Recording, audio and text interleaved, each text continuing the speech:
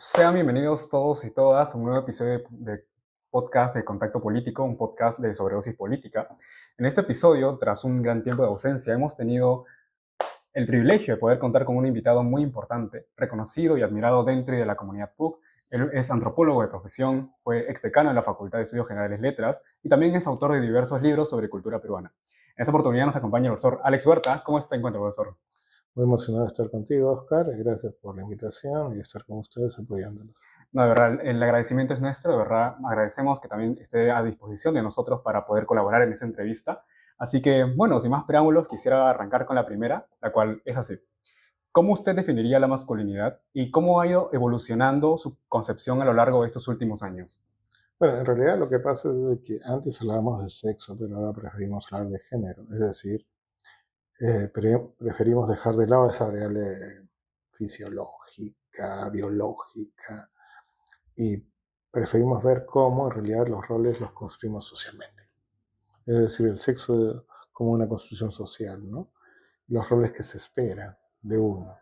Y cómo apenas uno nace ya lo están esperando con color celeste, por ejemplo, para ser hombre, ¿no? Como la sociedad le exige no llorar, jugar con pelota, con Max Steel, con sus muñecos, y constantemente le está recordando que debe comportarse como un hombrecito. Entonces hemos llegado a la conclusión de que no es una cosa que la naturaleza da o solamente da, no es solamente testosterona o órganos reproductivos masculinos, sino también una educación que va adquiriéndose, con la característica muy particular en Perú, que nunca termina de construirse, que siempre está ahí, siempre nos tienen que estar recordando, y nosotros tenemos que estar recordándonos que somos hombres, ¿no? Ujú, Entonces, eso es lo que siempre se dice que es frágil, ¿no? Porque ujú. siempre está ahí, construyéndose.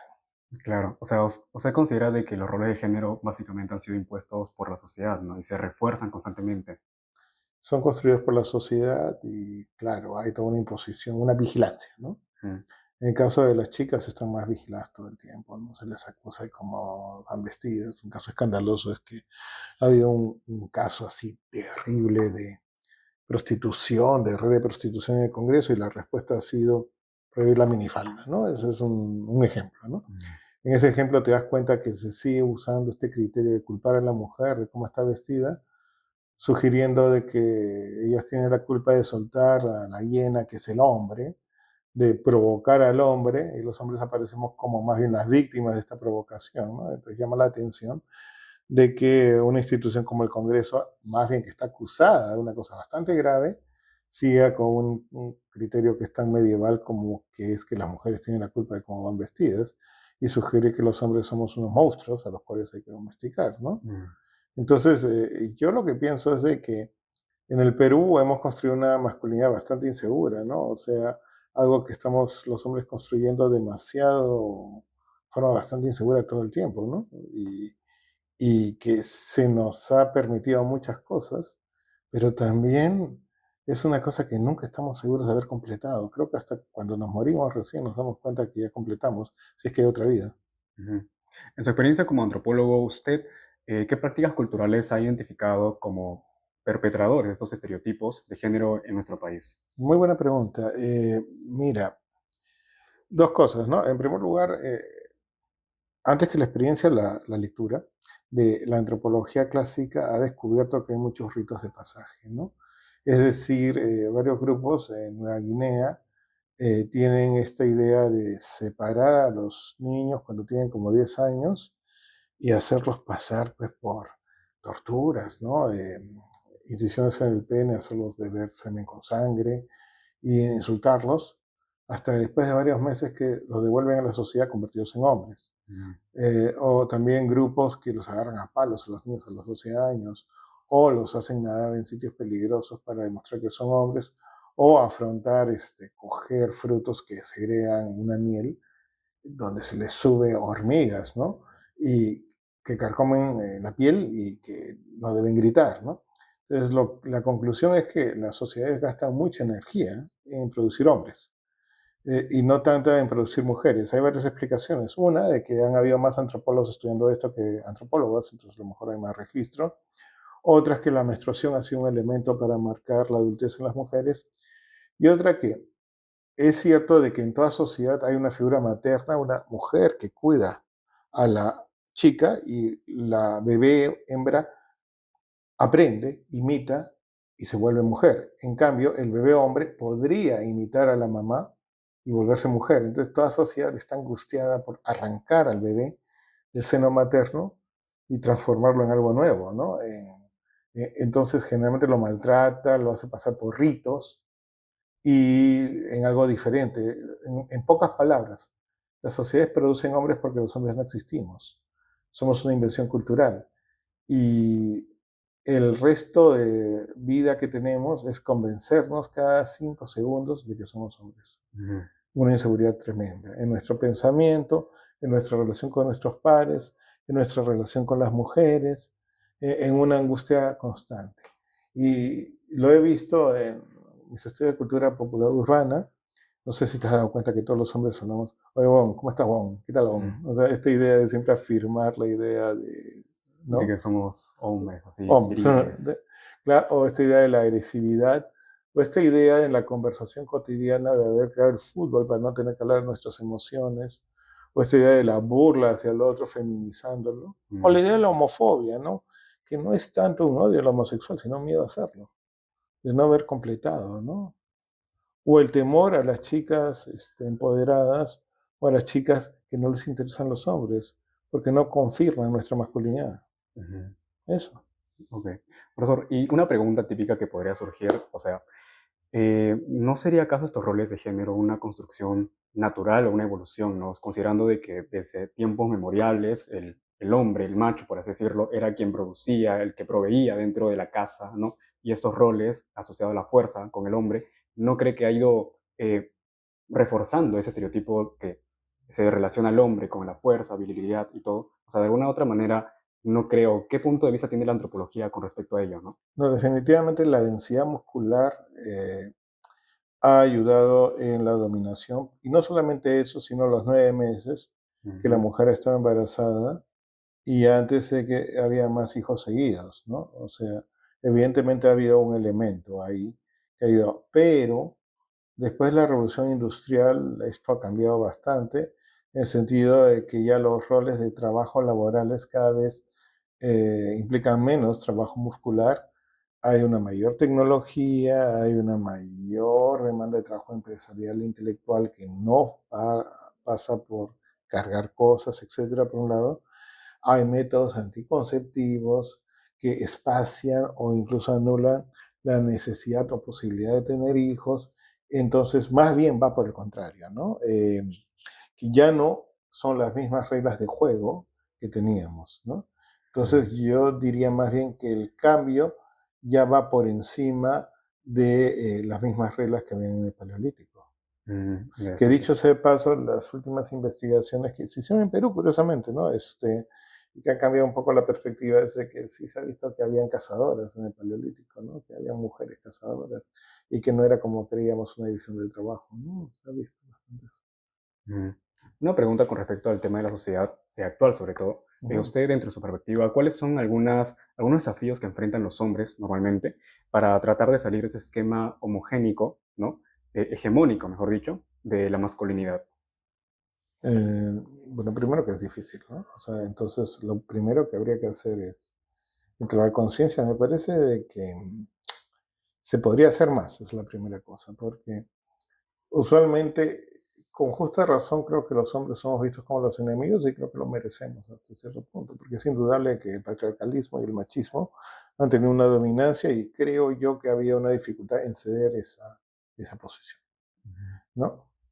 Eh, y que ante el embate del feminismo sí ha habido una suerte de defensa bastante agresiva, ¿no? Y como todo, o sea, como toda categoría no se puede ver aislada, es decir, el género no está aislada de la etnicidad y la clase social, ¿no? Entonces, yo creo que en el Perú es muy particular. Los hombres de clase alta se han visto desafiados por hombres de clase popular que los ven como afeminados, delicados ustedes. O sea, nosotros somos obreros y podemos violarlos a ustedes, hombres blancos, finos, delicados, etcétera, ¿no? Es bien interesante eso, ¿no? Ujú. Desafíos de clase social, desafíos de nuevas corrientes de pensamiento. desafíos de que ahora las mujeres han incurrido en el campo laboral y están ganando más. Mm. Entonces, definitivamente ahora los hombres están en un nuevo panorama. Y al mismo tiempo, yo creo también de que hay un proceso de deconstrucción, ¿no? O sea, también de necesidad de verse a sí mismos gracias a la globalización. El Perú por mucho tiempo estuvo muy encerrado en sí mismo y ahora se está viendo nuevas realidades. Entonces, yo creo que sí es un momento para vernos al ombligo, ¿no? Dentro de todo. Sin embargo, yo no sé qué tanto hayamos avanzado porque yo veo que reggaetón, yo veo que muchos youtubers, influencers y mucha parte del cine siguen incentivando mucho de cosas machistas. Entonces no estoy tan seguro que estemos cambiando. La política peruana es bastante masculina, ¿no? Mm. Es más, las mujeres que llegan al poder se masculinizan, ¿no? Tipo Dina Boluarte, tipo Keiko Fujimori, ¿no? Mm. Entonces, no veo que, ahí no veo mucho, yo veo una política bien patriarcal en general, ¿no? Entonces, no veo por ahí que haya un cambio como lo que nosotros esperaríamos ver. Lo veo bien lento.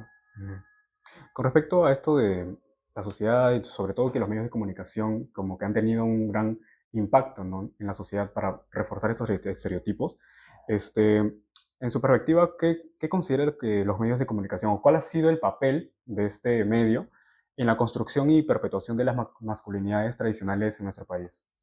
Bueno, en los 80 teníamos las películas de Comando, que eran alucinantes, ¿no? O sea, Rambo, Comando, tenemos a Arnold Schwarzenegger, etcétera, que afirmaba mucho esta idea del alfa macho. El alfa macho es en la manada, el que le gana a todos y Ujú. tiene el derecho a repartir el semen por todos lados, ¿no?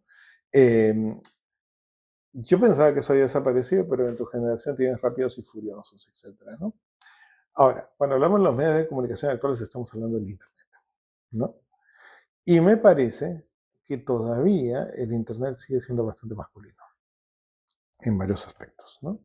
Y en varios aspectos todavía tiene un poco ese tipo de lenguaje. Y me parece que todavía las mujeres siguen siendo bastante vigiladas en el Internet. Ujú. Entonces, todavía me parece que existen en los medios algunos elementos perpetuadores de lo que es la hegemonía masculina. Sin embargo, lo que ha permitido el Internet ha sido una globalización y un descubrimiento de otras realidades donde las mujeres están mucho más empoderadas y eso ha ayudado bastante. También ha ayudado al descubrimiento de otro tipo de masculinidades mucho más empáticas, mucho menos alfa, por ejemplo, gracias a, y ese es un ejemplo que a mí me gusta, al K-pop, Ujú. ¿no? Donde los idols muestran un lado mucho más vulnerable, mucho más empático, aunque sea un poco ficticio, porque sabemos pocos de ellos, más lo que ellos representan o más lo que proyectan las armies o los grupos de fanáticos en ellos, o también el consumo de yaoi o de los fujoshi, que sería el consumo del manga y el anime erótico entre hombres, que representan también desde Oriente un tipo de concepto de masculinidad más vulnerable. Entonces, el tipo de consumo que está llegando nos permite encontrar otras masculinidades. Y eso es muy bueno. Ujú. Interesante, profesor. Con respecto al contexto urbano y específicamente en el entorno universitario, para usted, ¿qué factores influyen en la expresión de estas masculinidades, no? No hay una PUC, son varias PUC, ¿no? De la biblioteca, no, no es la biblioteca, es sociales, entrando, del sociales hacia la izquierda tenemos todo ciencias, que es bien masculina, en ese Mm. sentido, las carreras científicas, ¿no? Sí. A la derecha tenemos otro tipo de perspectiva donde, por ejemplo, estudios generales letras hay más del 60% de chicas, ¿no? Mm. Y eso ya te indica un cambio en el panorama, que es muy interesante, que se está dando paulatinamente. Ujú.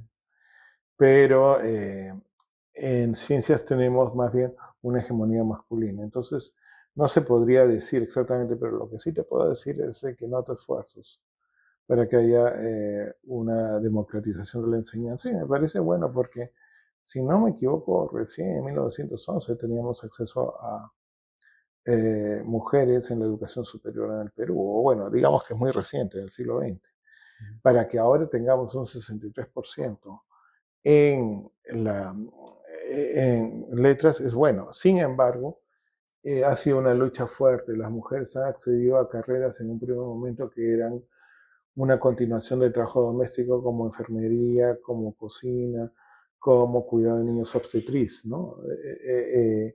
Y después, por ejemplo, se han dado casos increíbles como que cuando la cocina se eleva de categoría y se convierte en gastronomía, deja de ser femenina y pasa a ser masculina. No solamente eso, sino que carreras que han sido mucho más rentables, como por ejemplo las ingenierías o las científicas, han sido masculinas. Entonces, todavía estamos dentro de la católica nivelándonos con lo que debería ser el mundo, ¿no? Ujú. Entonces, aún se está trabajando, yo creo, ¿no? Pero me atrevo a decir de que hay conciencia. Y creo que el primer paso para un cambio es la conciencia. Y lo que me gusta es de que, creo yo, no hay ganas de quedarse callado Sí, de parte de las mujeres y espero de parte de los hombres.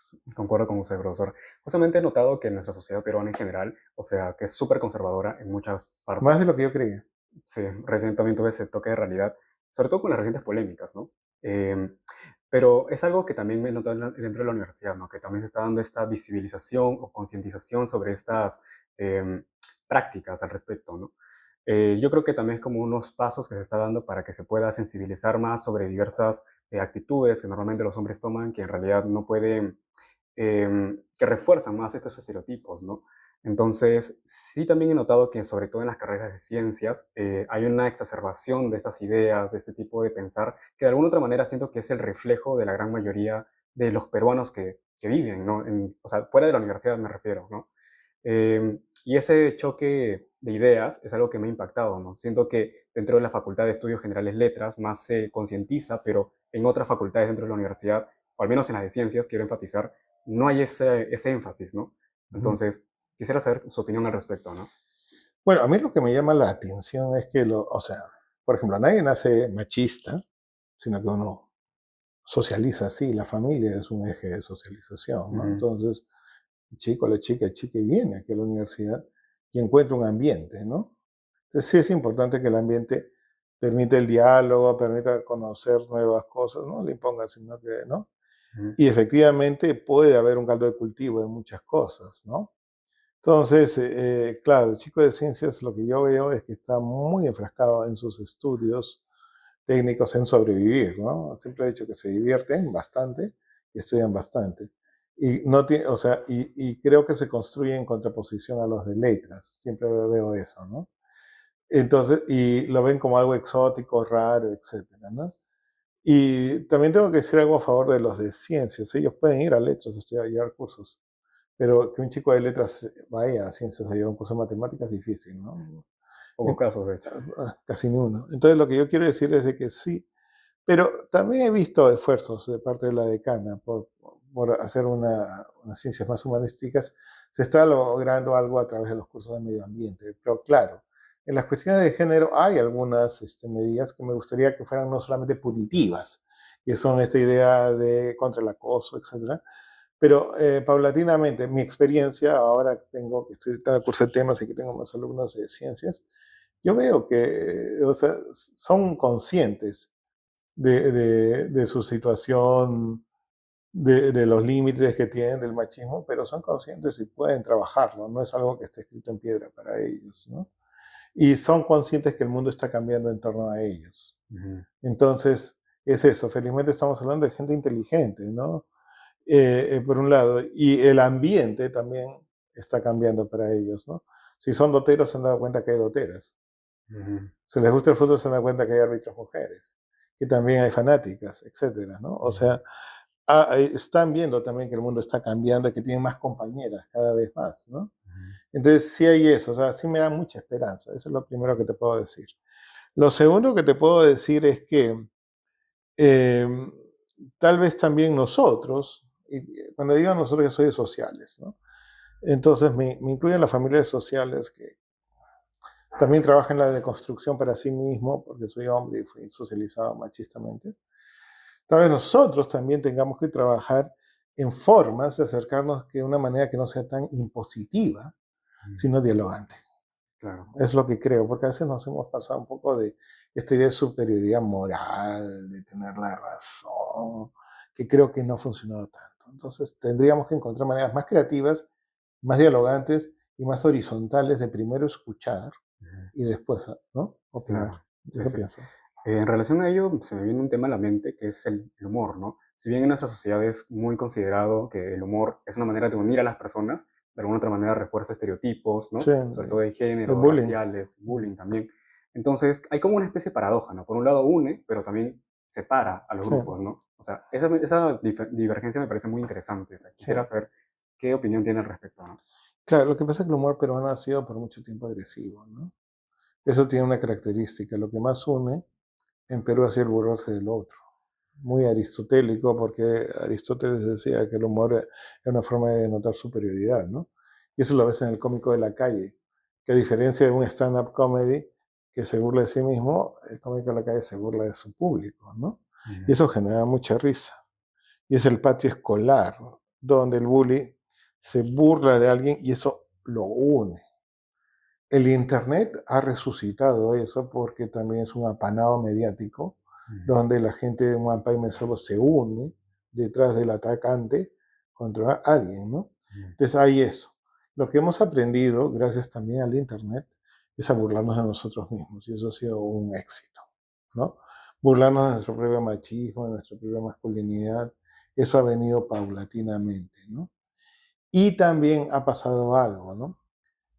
Freud sostenía que las mujeres no entraban mucho al humor porque se iba a interpretar de que si hacía un chiste erótico era como que a ellas les gustaría que la traten así, lo cual era machista también. Pero es cierto que las mujeres están ajenas al humor, no había comediantes mujeres. Ujú. Por ejemplo, Susy Díaz usó una estrategia que fue crear un personaje. Susy siempre parece que está borracha. Entonces crea personajes y puede hacer chistes eróticos. Y eso Mm. le da un éxito inusitado, todo el mundo se cola para verla. En los últimos tiempos, el stand-up comedy, que ha surgido para la clase media y con la pandemia surge, ya tenemos mujeres comediantes. No sin problemas, las han funado, las han perseguido, les ha ido mal. Todavía están en proceso, pero están surgiendo. Y las mujeres están retomando más el humor, burlándose de nosotros, de los hombres, de que no entendemos las cosas, que somos torpes, etcétera. Y creo que es un gran poder. Mm. Entonces, paulatinamente lo están haciendo. Sería muy bueno que las mujeres cojan el humor como un instrumento de empoderamiento. Así como también sería bueno que los hombres también nos autoburlemos del absurdo que ha sido el machismo y del daño que nos ha hecho. Claro. Sí, me parece interesante eso, lo que menciona. Supongo que también habrán notado que en redes sociales, sobre todo en TikTok, bueno, a mi parecer, siento de que esta manera de representar los roles de género, por ejemplo, en una relación sentimental, cuando los hombres o cuando las mujeres hacen chistes al respecto de cómo los hombres tienen que actuar en momentos determinados para resolver, ¿no? Creo que de alguna otra manera, cuando tratan de justificar o no es la palabra indicada, sino de romper esos roles de género, como que de alguna otra manera también lo refuerzan. Y creo que en vez de romper esas barreras, aparentemente parece em, que las mantienen sólidas, ¿no? O sea, esa discrepancia es algo que me llama la atención porque tengo esa duda de que si en algún punto, tal vez en algún futuro, usted considera de que se pueda existir una igualdad tanto como se reclama, ¿no? O sea, igualdad en roles en todo aspecto, también en perspectiva del uno al otro, ¿no? O sea, hay una cosa clara aquí, ¿no? Yo promuevo que haya diferencias siempre. Lo Ujú. que tiene que haber es igualdad de derechos. Eso es lo indiscutible. Ujú. Pero diferencias siempre va a haber, ¿ya? Que hayan, no hay ningún problema. Pero igualdad de derechos sí. Y la cosa es un péndulo sobre roles. ¿Ah? Cuando yo tenía la edad de ustedes, nosotros, nuestra relación de pareja, si queríamos estar con alguien, era ir donde la pareja y preguntarle, ¿quieres estar conmigo? Pero los hombres éramos los que tomamos la iniciativa. O en las fiestas, nosotros éramos los que sacábamos a bailar. Con el tiempo he visto que eso ha cambiado, que la chica puede tomar la iniciativa Mm. o que la chica puede sacar a bailar o pueden bailar solas. Sin embargo, de vez en cuando pienso que está volviendo al lado conservador también, ¿entiendes? Entonces los roles van cambiando culturalmente. Lo que creo yo es que lo que debería cambiar es que no se debe esperar que los hombres tomen iniciativa y que las mujeres también podrían tener el poder de iniciar una relación, de comenzar el baile, y creo que está pasando. Pero como te digo, o sea, cualquier rol que cambie tiene que ir para que todos tengan igual derechos. Ujú. Lo de las flores era lo del oso, si quieren cámbialo, si quieren no, hay quienes les gusta, hay quienes no, no hay ningún problema. Lo del amor romántico, hay chicas que le gustan lo más práctico, no hay ningún problema, que cada uno haga lo que quiera. El amor es una cosa cultural, ¿no? Cada Mm, uno baila como le dé la gana, ¿no? mm, claro. Los roles del amor son algo que va más allá de la antropología, eso yo mismo no sé mucho, Mm. nunca he podido entenderlo. Creo que cada persona tiene una diferente manera de amar, de conectar con las personas, ¿no? Y claro, es algo inmedible de alguna otra manera, Sí, pero sería, bueno, sí, ya sería otro tema para un podcast, ¿no? podríamos. Por otro lado, profesor, ¿usted cómo promueve o cómo fomentaría la conversación y la reflexión sobre estas nuevas formas de masculinidades en el Perú con el fin de concientizar, ¿no? Sobre todo a la gran parte de la sociedad que normalmente esta información académica se mantiene en universidades, pero lamentablemente no se proyectan en políticas públicas o en un sistema educativo que por ahora es, bueno, es deficiente, ¿no? Se podría decir. Yo lo tengo clara sobre masculinidades. Yo creo que lo primero que tenemos que hacer es escuchar a los hombres, escucharlos. ¿Por qué? Eh, porque creo yo que ahorita hay muchos hombres que quieren hablar, pero no en un foro donde digan, bueno, ahora todo es acoso, me están acusando de esto. No, sino en grupos más bien pequeños donde hablen sobre sus temores, Mm, sobre sus inseguridades, que hagan un striptease, que lo hemos hecho alguna vez, ¿no? Pero en grupos pequeños e íntimos, ¿no? Que hablen de sus inseguridades masculinas, de cómo sus padres los obligaban a ser hombres, ¿no? Cómo hay un sufrimiento también de no poder llorar, de no poder, ¿no? mm, Y las imposiciones familiares, prohibido fracasar, esta idea de siempre tener éxito, ¿no? Sí o sí tienen que tener éxito, sí o sí tienen que ser duros, sí o sí tienen que ser sexualmente exitosos, laboralmente exitosos, bastantes contradicciones y esa angustia, ¿no? mm, Sí o sí te tienen que gustar las mujeres, ¿no? Ese tipo de cosas. De que haya espacios también donde los hombres puedan sentirse libres de poder hablar. Eso es lo primero que creo que hay que hacer. mm, Creo que como en todo, primero hay que generar espacios de escucha para mm. saber cómo estamos. Lo segundo lo veremos después. Ujú. Sí, concuerdo con usted, en verdad, porque, o sea, personalmente también me he sentido de esa manera, ¿no? O sea, que no puedo comunicar, y muchos hombres también, ¿no? En su infancia, adolescencia, y creo que es algo que deberíamos compartirlo, al menos abrirnos más nuestros sentimientos. Pero claro, o sea, crecimos en una sociedad en la que nos vimos obligados a oprimirlos, a guardárnoslos para nosotros mismos, ¿no? Incluso usted tal vez lo habrá experimentado, Oh, sí. ¿sí? Y claro, es algo que también yo pienso que debería abrirse, ¿no? Entonces, podría ser una buena medida, ¿no? No sé si dentro de la universidad se puede refomentar ese tipo de actividades, sería interesante, pero lo dudo mucho. No, Ah, no, sí se puede. ¿sí se puede? Sí, estamos en eso. Ah, ok, interesante. Un Mm. spoiler, futura política universitaria. Mm. Bueno, profesor, siguiente pregunta. Em, Dentro del contexto peruano, ¿cómo se relaciona la masculinidad con otros sistemas de poder como el nivel socioeconómico o etnicidad? ¿Y qué papel juega la interseccionalidad, clase social, raza o región, en la forma en la que se viven y perciben las masculinidades en el Perú? Te puedo dar un ejemplo concreto, ¿no?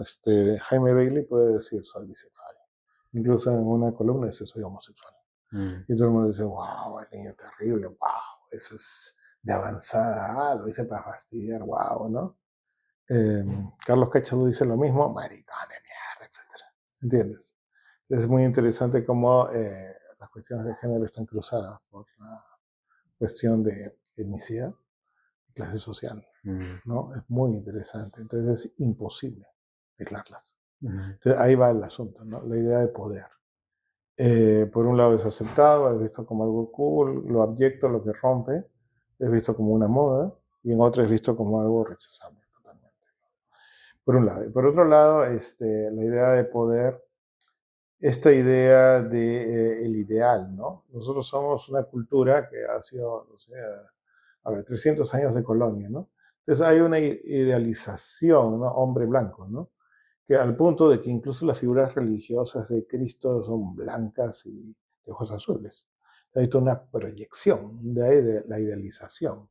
Mm, O los presidentes tipo Alan García, grandote y mandón, ¿no? La idea del protector, ¿no?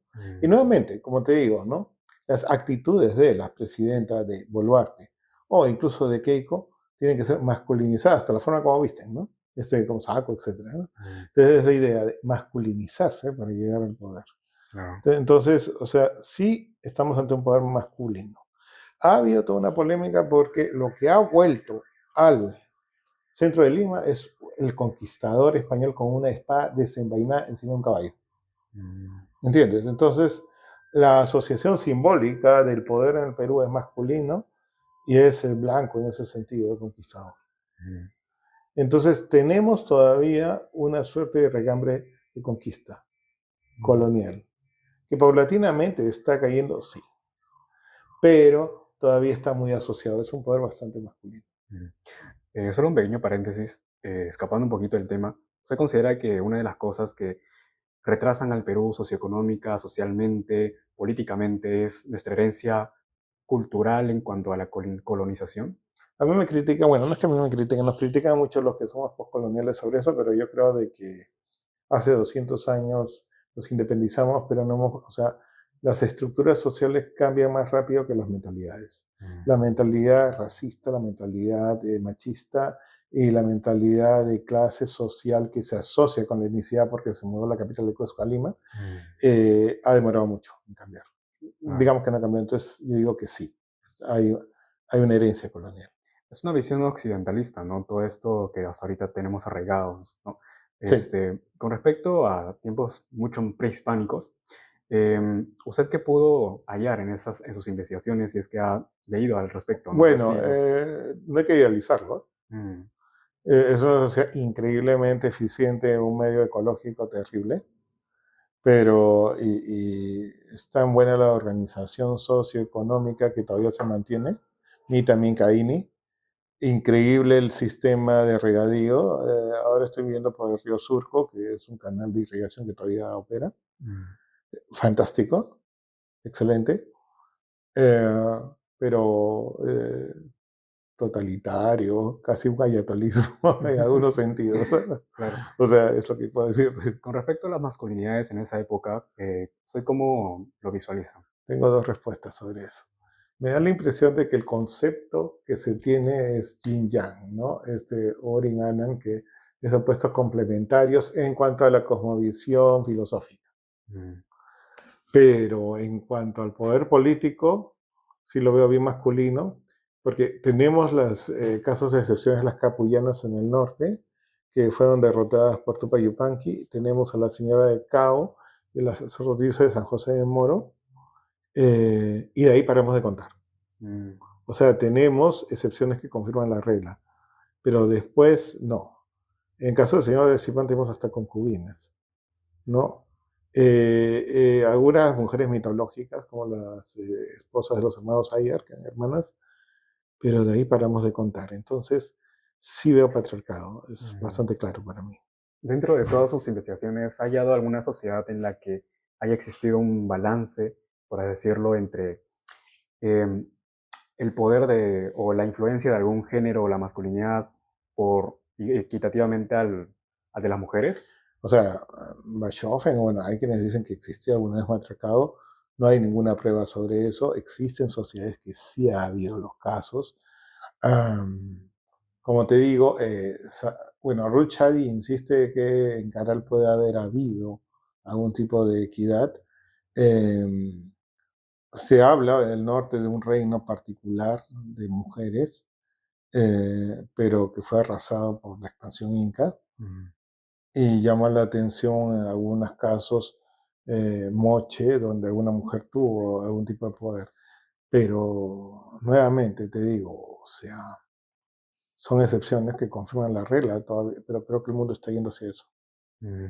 Eso sí creo. Es como una tendencia, ¿no? O sea, apuntar a un sistema patriarcal, por así No, decirlo, no, o sea, la tendencia ha sido patriarcal, pero creo que el mundo está apuntando, a un cambio. sí, Ah, claro, sí, eso sí. sí lo creo. Sí, sí. Con respecto, allá volviendo un poco al tema principal de la sociedad peruana, Con respecto a los movimientos sociales y políticas públicas, ¿cuál considera que han sido sus papeles en la transformación o perpetuación de las masculinidades en el Perú?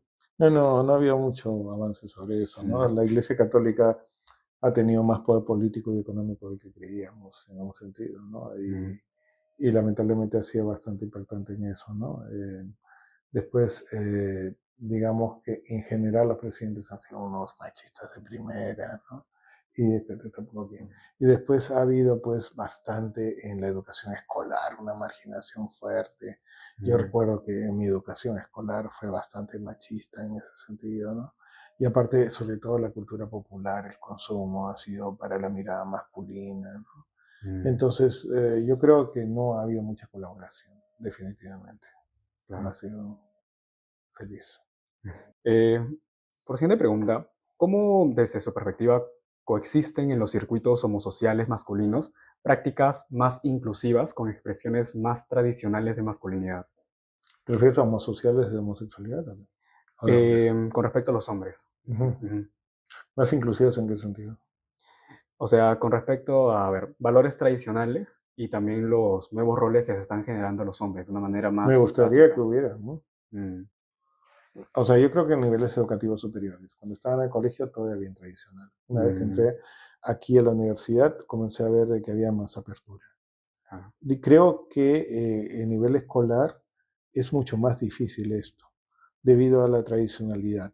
Pero una vez que en la educación superior me da la impresión de que hay mucha más apertura y creo que se puede relativizar una serie de cosas. Entonces, los chicos ya no tienen que estar uniformizados por un tipo de actitud, ¿no? Entonces, hay más. Entonces, lo que ha ayudado mucho ahí, por ejemplo, es la música, reggaetón, el rock, el baile en general, el rap, ha ayudado bastante en eso, ¿no? Si bien en algunos casos puede ser bastante machista, pero también ha permitido que varios artistas andróginos tengan éxito y también ha permitido el movimiento del cuerpo, el contacto entre cuerpos y los hombres han tenido un poco más de oportunidad mm, de dejar fluir algunas partes represivas.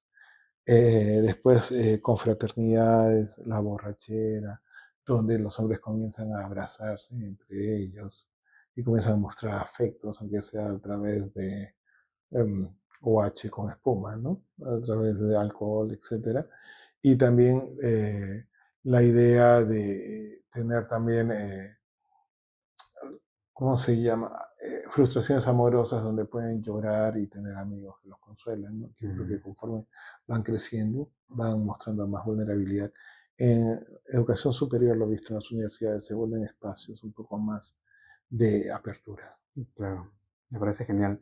Profesor, y ya para el futuro, ¿cuál sería su perspectiva con este tema, no? O sea, Los hombres no podemos más con esto que estamos. no, bueno, O sea, desde el paleolítico es medio millón de años. Nos vamos a extinguir como especie. Ya no podemos seguir cargando. O sea, vamos a terminar muriéndonos todos. wow. No, es que o sea, no podemos estar, pues, o sea, es una falacia esta cuestión de que tenemos que ser alfas, violentos, prepotentes. Hace tiempo, eso lo único que ha hecho es llevarnos al borde de la extinción, maltratar a la gente, Mm, maltratarnos a nosotros mismos. Y, o sea, cuando yo era estudiante, yo creía que eso le podía, o sea, ser fuerte, ser heroico, eso le podía gustar a las chicas, y en realidad a las chicas no les importa eso, ¿no? Entonces yo creo que hemos sido socializados de una manera equivocada. Y no sé por qué no nos lo dicen, no nos advierten eso, mm, de que no se trata de demostrar que somos hombres de Neandertal o paleolíticos, sino creo que lo más atractivo que podemos ser empáticos, ser sensibles, mm, ser lo que la sociedad llama tener roles femeninos, mm. que es lo que deberíamos ser. ¿Usted considera que debería haber un balance? No, pienso que deberíamos desbalancearnos más hacia el rol femenino. Mm, profundas palabras. Muy interesante, profesor, esta última reflexión que nos ha brindado. Realmente es muy interesante todo lo que nos ha compartido en este episodio, ¿verdad? Agradecemos, como comenté en un principio, su participación, su tiempo y también, y sobre todo la información que nos ha brindado es de mucho valor. Así que Bueno, pues nada, chicos y chicas, muchas gracias por escucharnos hasta aquí. De verdad agradecemos el tiempo que nos han acompañado en esta sesión. Así que bueno, voy a dejar las redes sociales aquí abajo para que nos puedan seguirnos, Contacto Político, en Instagram, en la página web también. Así que nada, muchas gracias. Profesor Huerta, unos últimos comentarios. Ha sido un honor, muchas gracias, Oscar, ha sido un honor estar contigo. Igualmente, muchas gracias a todos presentes y nada, cuídense todos y hasta pronto.